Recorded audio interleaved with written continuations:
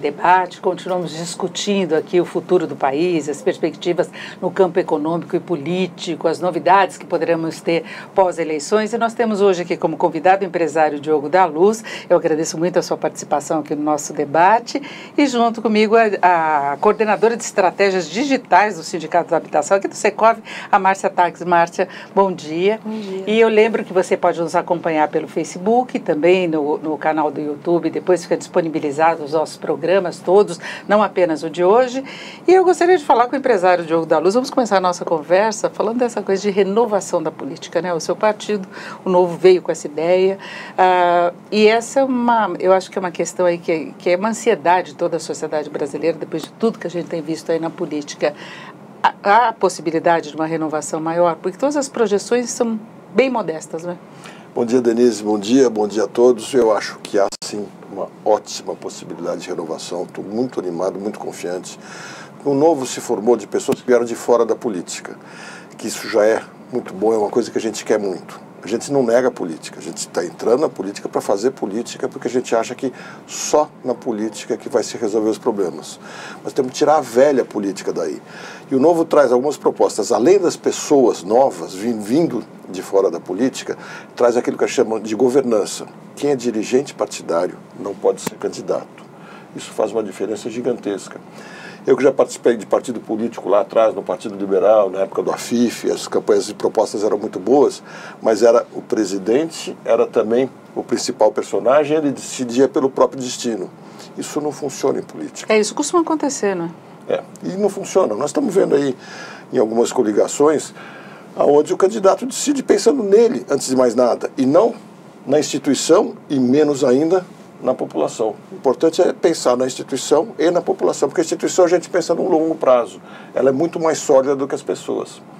Agora, o Novo aposta muito nas plataformas digitais, na internet, pela divulgação, até porque não tem espaço na campanha de divulgação e não participa dos debates.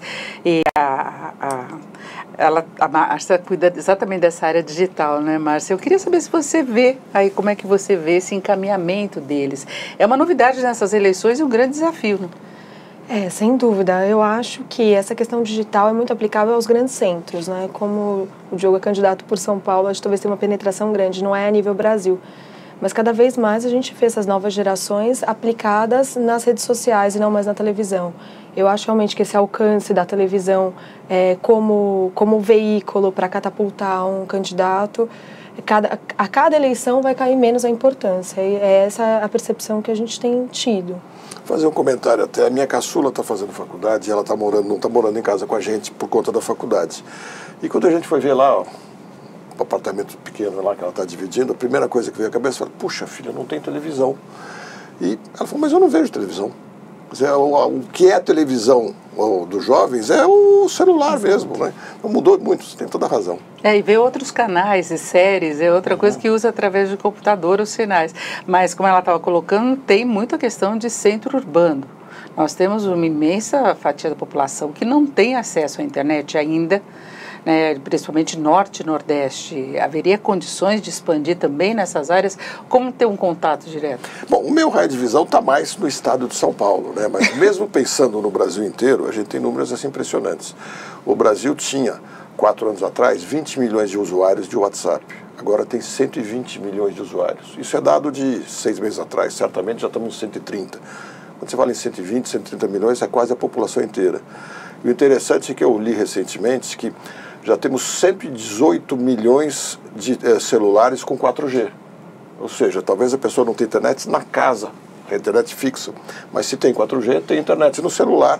E quase todo mundo tem 118 milhões, também é um número enorme, né? Eu acho que pelas redes sociais, pelo WhatsApp, a gente atinge o Brasil inteiro, sim, ou pelo menos 90% do Brasil. Só que aí tem outro problema, que são as fake news, que também se espalham, e a gente vê que já tem um contra-ataque entre os candidatos, quando se percebe assim, uma força maior pelas redes, de contra-atacar exatamente por aí, né? Que é um caminho.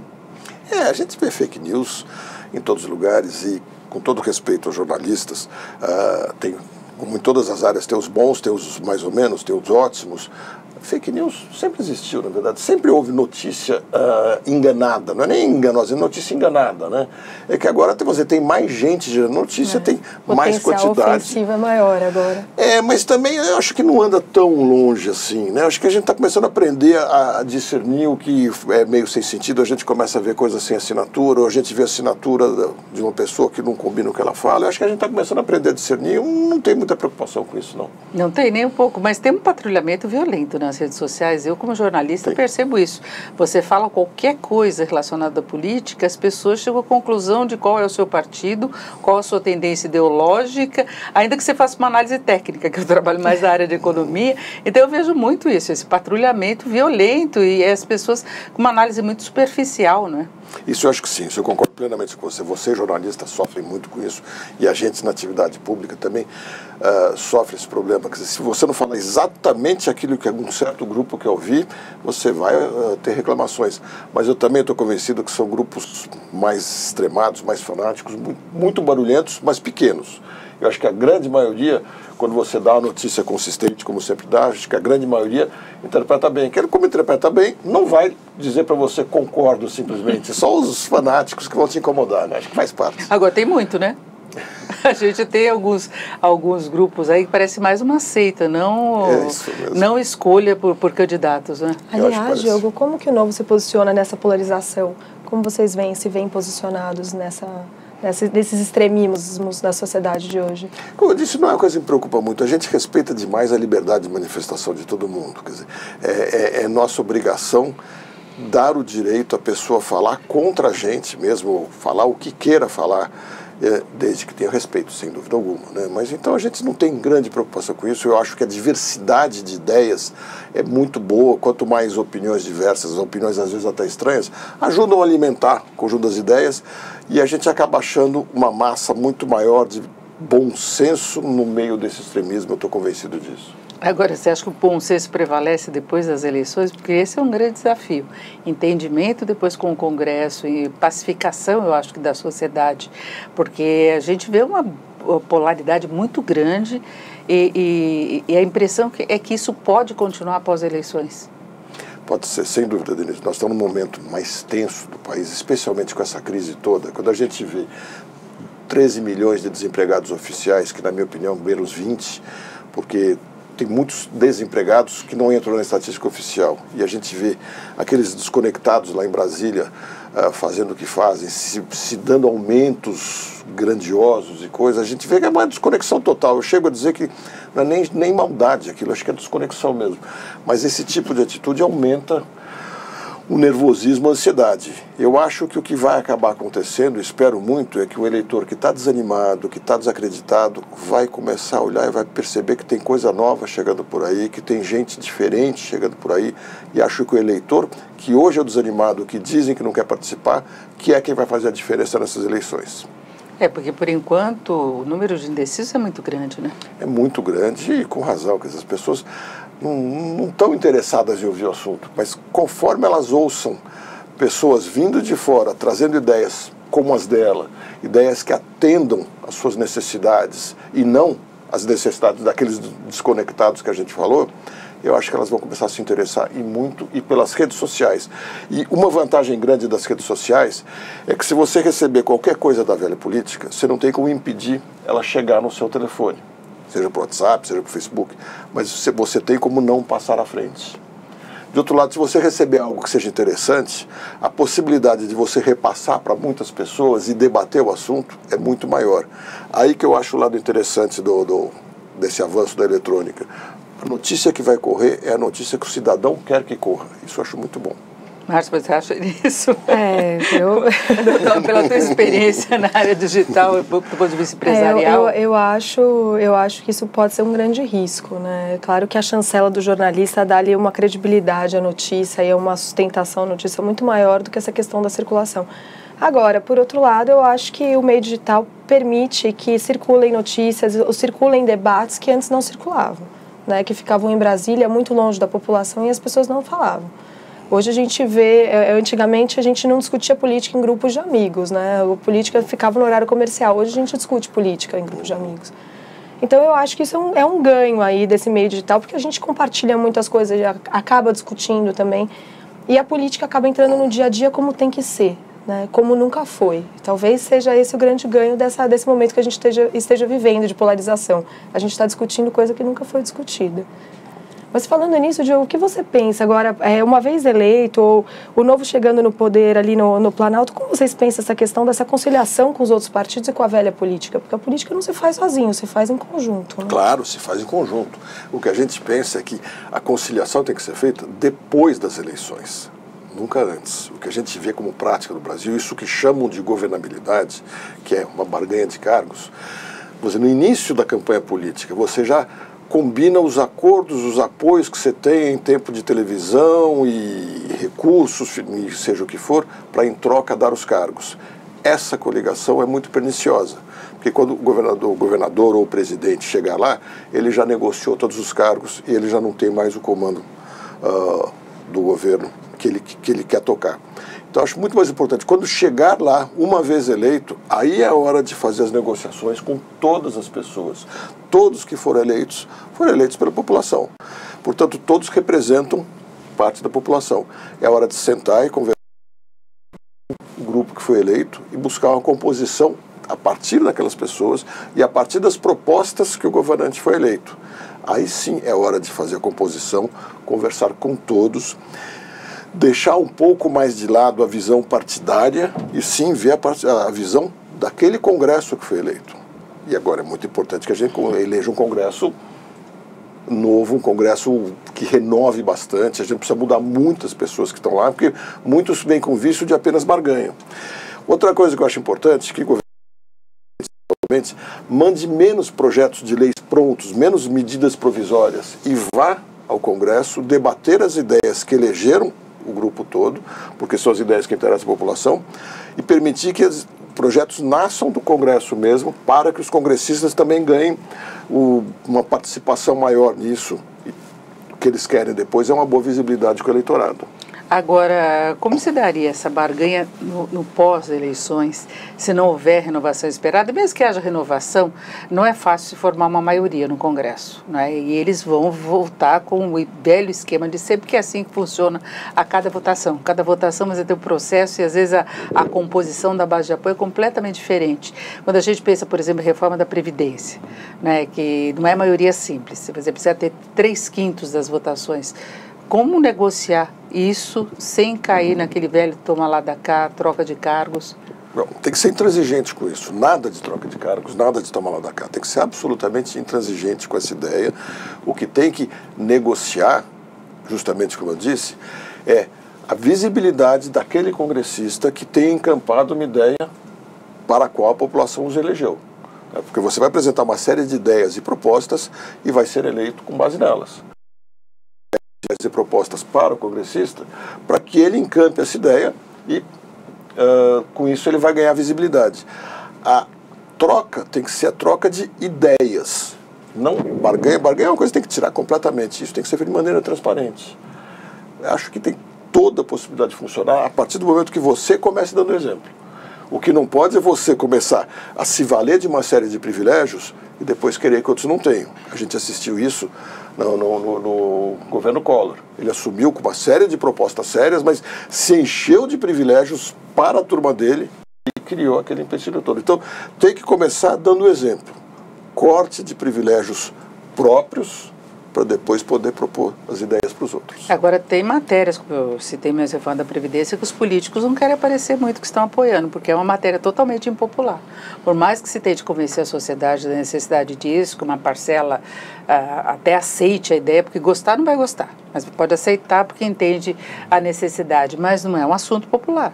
Que os políticos possam aderir apenas pela responsabilidade com a questão fiscal do país. Eu acho difícil. Eu entendo que ela foi tornada impopular pela maneira como foi levada para a população pelos grupos de privilegiados. E acho que o próprio projeto foi apresentado de uma maneira um pouco enviesada.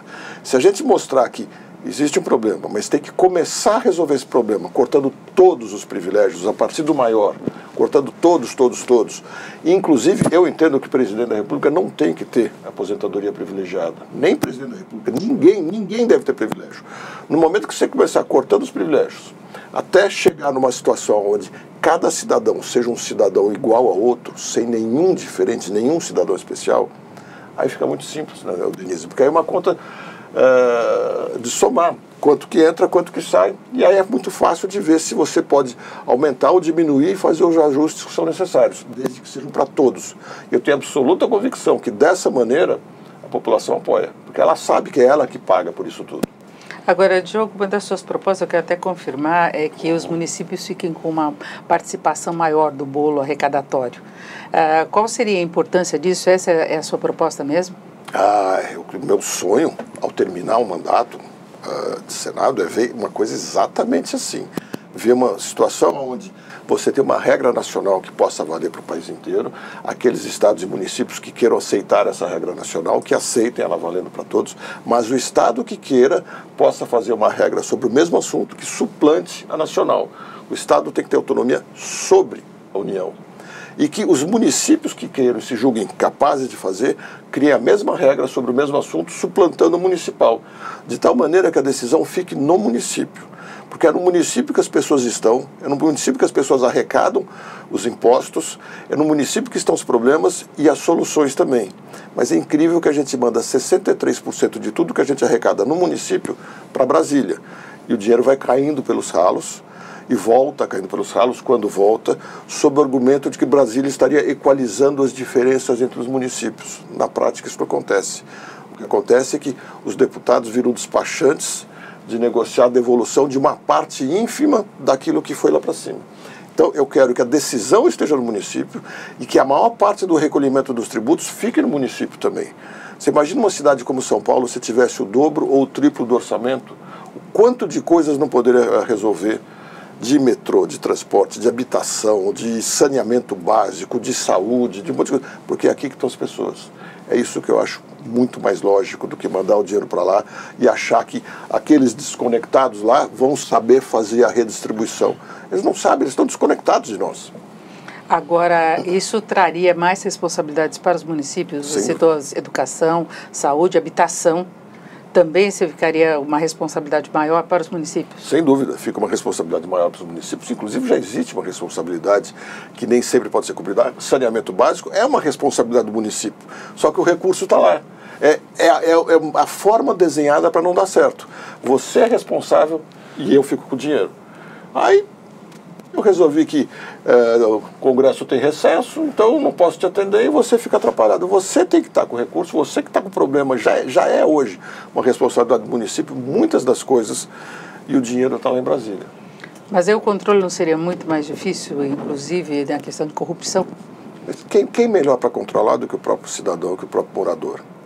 Nós temos no caso de São Paulo 645 municípios, 400 deles têm menos de 50 mil habitantes, 200 têm menos de 20 mil habitantes, portanto nós temos muito mais municípios pequenos. É muito mais fácil você controlar um prefeito que mora a 2, 3 quarteirões da sua casa do que um desconectado lá em Brasília que você vê uma vez a cada 4 anos. Então eu acho que é muito mais seguro o controle. Pode haver corrupção, pode, mas não existe dessa maneira. E se isso é mais fácil, controlar o prefeito e o vereador que está próximo do que o deputado que está lá longe. Mas não teria uma disparidade regional muito maior? Por exemplo, os estados, se você pegar a média do norte e do nordeste, tem cidades miseráveis. E aí tem um mínimo de arrecadação e tem uma carência enorme a compensar do ponto de vista habitacional, de saúde. A gente tem um exemplo, por exemplo, que foi uma situação extrema da entrada dos venezuelanos, mas já é uma região extremamente pobre, com carências enormes, né, e que já precisava de suporte financeiro. Então, não se criaria uma disparidade maior no país? Essa é uma demonstração, Denise, justamente de que existe a disparidade. Ela existe hoje. Tanto que, como você comentou corretamente, existe a disparidade. Mas como? Se 10% da arrecadação fica no município, 90% vai para os estados e para a União, sendo que 63% vai para a União, não está havendo essa distribuição. O dinheiro se perde nos ralos. Se tivesse havendo isso que eles dizem que é provocar a equalização entre os que precisam mais, não teria esse problema. é justamente o contrário. E tem casos, vou pegar um exemplo que eu cito com frequência, aqui no estado de São Paulo. Nós temos o município de Birigui, que é industrial, e ao lado Coroados, que é o município mais dormitório. Existe um certo desequilíbrio porque Birigui arrecada mais do que Coroados. Então, em tese, o dinheiro iria até Brasília para depois voltar numa porção um pouco maior para Coroados, para compensar essa diferença. Isso não acontece, é só perguntar para os prefeitos e para os moradores dos municípios, isso não acontece.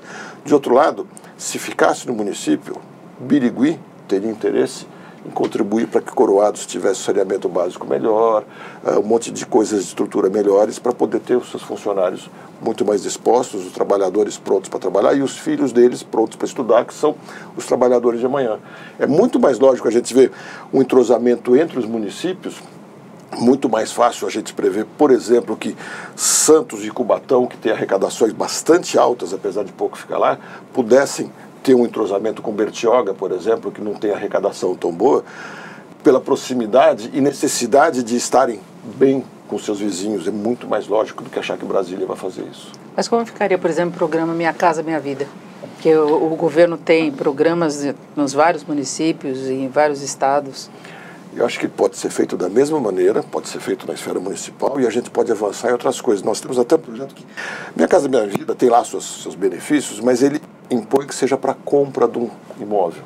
A gente pode, por exemplo, flexibilizar o fundo de garantia, isso é muito simples de fazer.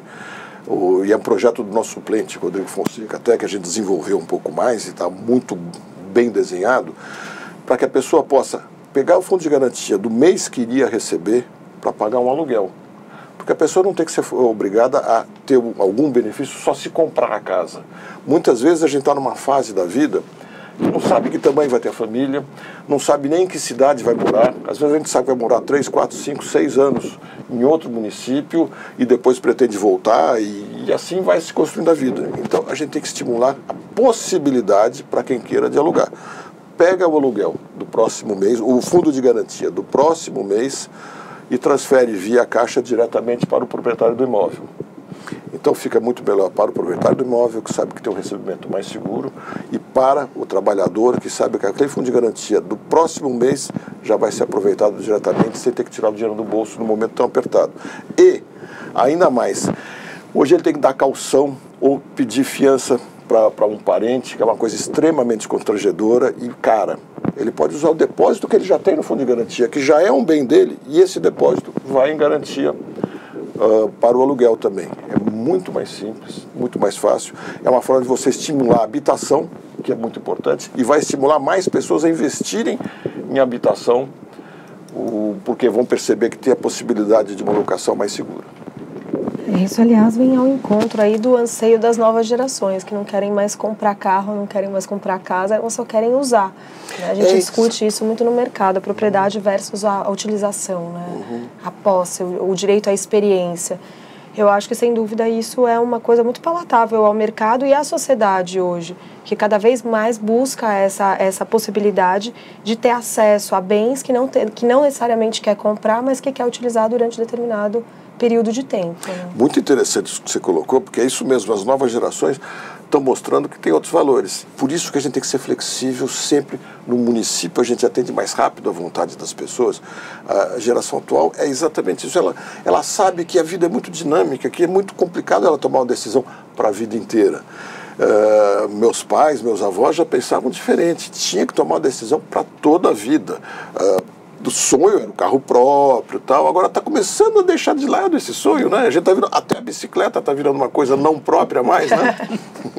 Agora, tem duas questões técnicas aí que eu tenho que colocar, por exemplo, dessa redistribuição da verba, como é que ficaria o ajuste fiscal? Que eu acho que é uma urgência do país estabelecer uma condição melhor das finanças públicas de uma forma mais ampla e passa pelo governo federal.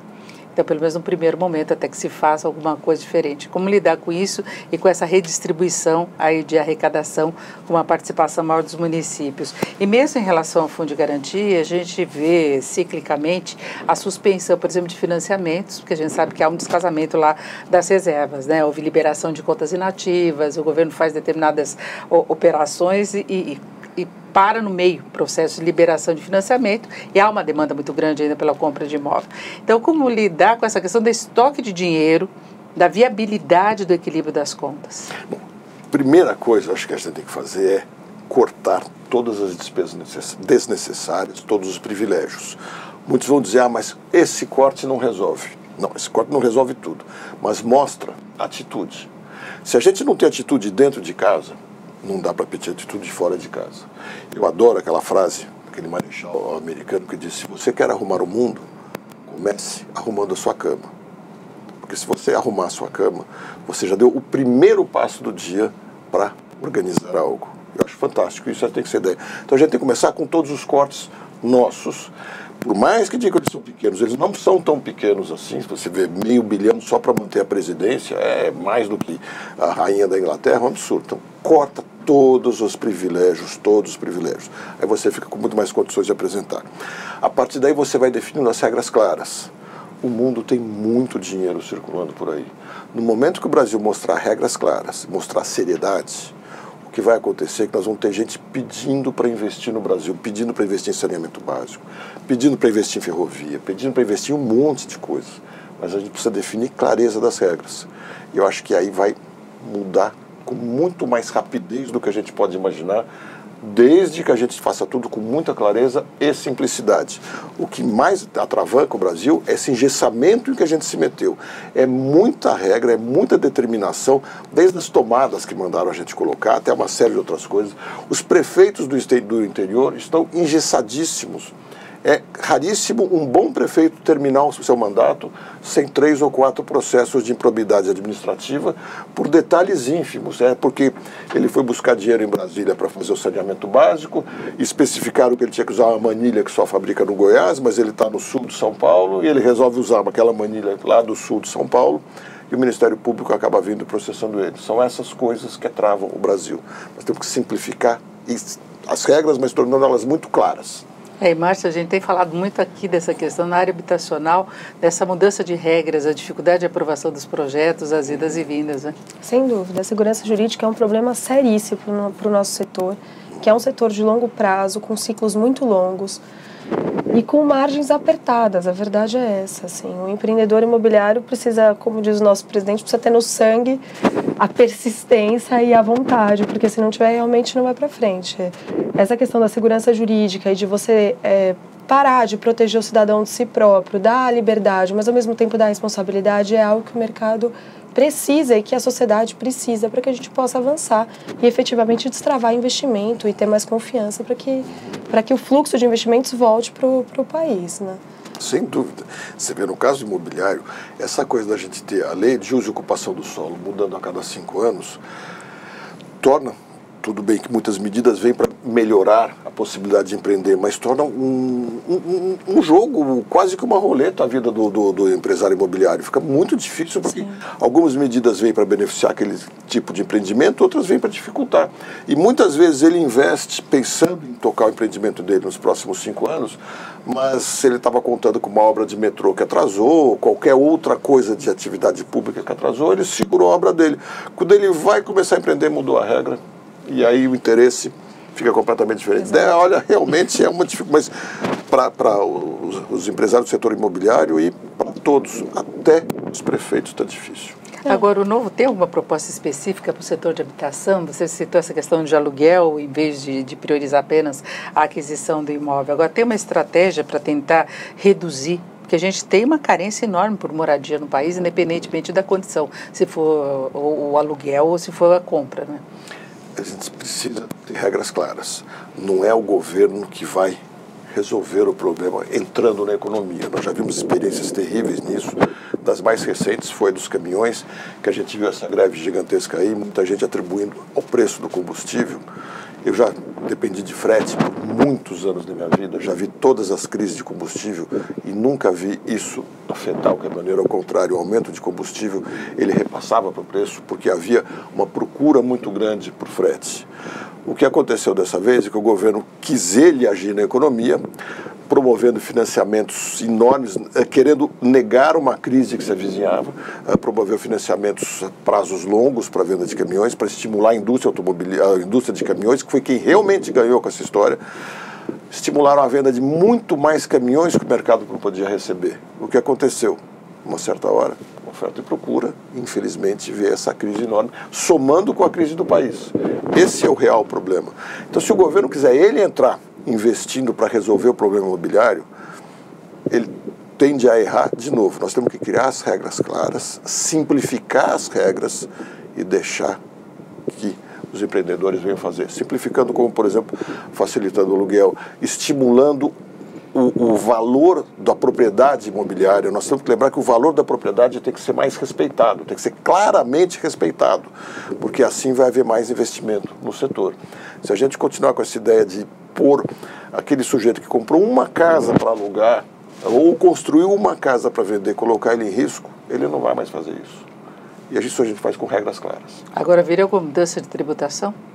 Nessa área especificamente? Em todas as áreas a gente pretende reduzir a tributação ao máximo possível. Uma vez que a gente enxugue o Estado, enxugue a participação do Estado, deixando ele forte nas áreas importantes, que são saúde, educação, segurança, justiça, fronteiras, relações exteriores, e deixando as atividades, para quem conhece as atividades de dia a dia, a gente vai conseguir administrar o governo com muito menos necessidade de recursos, a gente vai poder reduzir os impostos.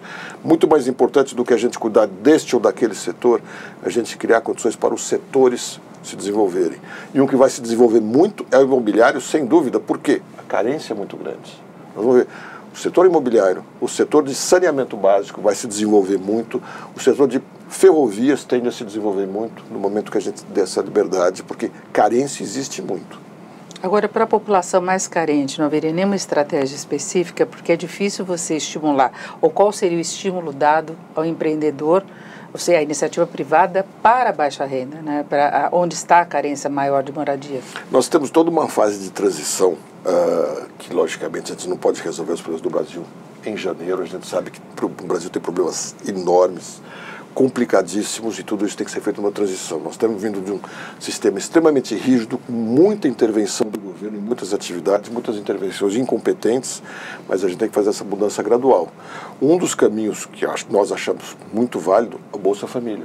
Que o Bolsa Família atende da maneira mais simples possível aquela pessoa que realmente precisa, interferindo menos na vida dele. No lugar de ir lá e dizer o que ele tem que fazer, o governo proporciona o recurso para a pessoa poder escolher aonde vai comprar o alimento dela ou o que ela vai fazer com aquele recurso. A gente acha que ele tem que ser até ampliado, mas a gente tem que trabalhar fortemente para que ele seja reduzido lá na frente. A gente acha que tem que ampliar a base, porque tem pessoas que estão fora dessa participação, tem que passar uma peneira, porque sem dúvida tem alguns que não deviam estar dentro desse programa, isso é questão de seriedade, não pode criticar o programa por isso, e sim pessoas que estão fazendo o que é errado, amplia e trabalha fortemente para que ele vá se reduzindo. O ideal é o dia que a gente não precise mais do Bolsa Família. E esse que é o caminho que a gente tem que buscar, e vai demorar muitos anos, sem dúvida. Diogo, em relação ao Minha Casa Minha Vida, que é um projeto muito caro ao mercado imobiliário, porque abriu realmente a possibilidade da produção da habitação para as faixas mais baixas. Talvez não do 0 a 3, que é o que a Denise vinha falando, que são as mais carentes, mas sem dúvida de 3 a 6 salários mínimos foi uma faixa muito atingida aí pelo programa. O que vocês pensam a respeito desse programa, da manutenção, da expansão ou não? A gente tem que manter esses programas, como eu disse, até uma transição onde eles não sejam mais necessários. A gente tem que começar seguindo o mesmo caminho e gradualmente ir levando para um caminho melhor, que acho que vai se resolver com muita rapidez conforme a gente cria as regras claras, facilite o empreendimento, e vai ter muito mais gente empreendendo, portanto, a oferta de imóveis fica maior, com a oferta de imóveis maior, o preço tende a reduzir, sem dúvida alguma. Mas a gente tem que começar mantendo esses programas até que haja interesses naturais de diversos empreendedores para tocar isso em frente. Agora, todas essas colocações seriam viáveis, mas num contexto de uma economia que esteja caminhando bem. E a gente tem desequilíbrios estruturais muito sérios, especialmente do ponto de vista financeiro, né? Então, o próximo governo vai ter de assumir, dizer que veio, quais são as propostas, começar a encaminhar. Então, é uma questão assim de se ter uma visão de longo prazo de país, eu acho, mas com problemas urgentes e imediatos. Aí, como lidar com essa situação? Por exemplo, 2019. Quais seriam as prioridades de 2019? Bom, as prioridades imediatas nesse aspecto, isso é muito mais um programa de executivo, né? No Congresso, no Senado, a gente tem que dar os suportes para isso. Mas pela proximidade que a gente tem, pela união que a gente tem dentro do Novo, eu tenho acompanhado o programa de governo, ele começa sempre pela austeridade própria, como eu falei. É o primeiro passo a dar. E daí começar a definir as regras claras. E cabe a gente ajudar a implantar essas regras muito claras. Você vê uma das mudanças, volto a dizer, isso é assunto do Executivo, mas uma das mudanças que a gente sabe que vão acontecer num governo do Amoedo, ele vai ter 12 ministérios. E eu vi uma discussão de pessoas reclamando, mas 12 ministérios, então vai extinguir este ou aquele ministério? E a resposta dele é muito clara. Você quer o quê? Você quer ministério ou você quer serviço para a sua área? Será que ter mais um ministério é o que vai resolver o problema? Será que se a gente criasse o Ministério do Minha Casa e Minha Vida, a gente resolveria o problema ou a gente apenas aumentaria os custos do Estado? Então a ideia é concentra os ministérios, pessoas mais competentes, para dar o serviço, que é isso que a gente tem que dar. E acho que o papel do governo são as regras claras, enxugamento muito forte. O papel do Congresso é ajudar a fazer as regras claras, simples, olhar apenas para aquilo que seja necessário para o cidadão. Chega de pensar naquilo que é bom para o desconectado de Brasília. Então, estamos chegando ao final. Márcia, alguma observação a mais? Eu acho que realmente o que o empresariado precisa, hoje o mercado imobiliário precisa, além de taxa de juro baixa, isso é uma conquista que a gente precisa ainda alcançar e perenizar, é sem dúvida a confiabilidade e segurança jurídica de longo prazo. Eu tenho fé que a gente consiga isso, pelo menos que a gente caminhe para isso agora nessas próximas eleições. E gostei das propostas do Diogo. Acho que tem uma questão, um viés para habitação muito grande. Essa questão do FGTS voltado para a locação é algo que é importante, destrava um recurso ali para outro uso e para outro segmento do mercado importante. Então, faço votos que consiga implantar. Os desconectados de Brasília. Então, e o Novo continua conectado pós-eleições? Quais são os planos de longo prazo do Novo? Sem dúvida, muito conectado. O Novo tem uma diferença que eu falei aqui no começo, que é a governança. O dirigente partidário, não sendo ele o político, ele o eleito, ele está aqui para cobrar a atividade prometida daqueles que foram eleitos. A gente já tem experiência em 4 cidades, nós temos vereadores que estão agindo assim, estão sendo cobrados todos os meses, estão entregando um serviço de muita qualidade e com custo muito menor todos os meses. Eu acho que o caminho é esse mesmo, pode estar seguro que nós vamos seguir aí. Você falou de juros baixos, uma das maneiras para baixar os juros é o governo parar de competir tanto com as pessoas, porque o maior competidor aí é o governo, é o maior tomador. Ele precisa organizar as contas dele, parar de ser um tomador desesperado de dinheiro. Essa é a primeira coisa. A segunda, que eu quero trabalhar muito também, é para estimular mais concorrência entre os bancos. Não tem sentido a gente ter 3 ou 4 bancos fortes, nacionais, isso é pouca concorrência. O meu sonho é ver 50, 60, 100, 120 bancos, eles brigando pelo cliente. Na hora que a gente atingir isso com mais concorrência, e o governo parar de tomar tanto dinheiro, sem dúvida os juros vão cair drasticamente. Nós conversamos aqui no nosso Secov Debate com o empresário Diogo da Luz, contamos com a participação também da Márcia Tax, que é coordenadora de estratégias digitais aqui do Secov. Muito obrigada pela sua participação, Diogo, pelas suas informações, e tomara que o pessoal fique mais conectado em Brasília, em geral, com os problemas do país, né? Vai depender muito do eleitor, mas eu tenho essa esperança, sem dúvida. Muito obrigado, Denise. Obrigado, Márcia. Obrigada, Márcia. E obrigada a você que esteve com a gente até agora. Eu lembro que o nosso programa fica disponível depois do canal do Secov. Você pode conferir na íntegra e também os programas anteriores. Obrigada.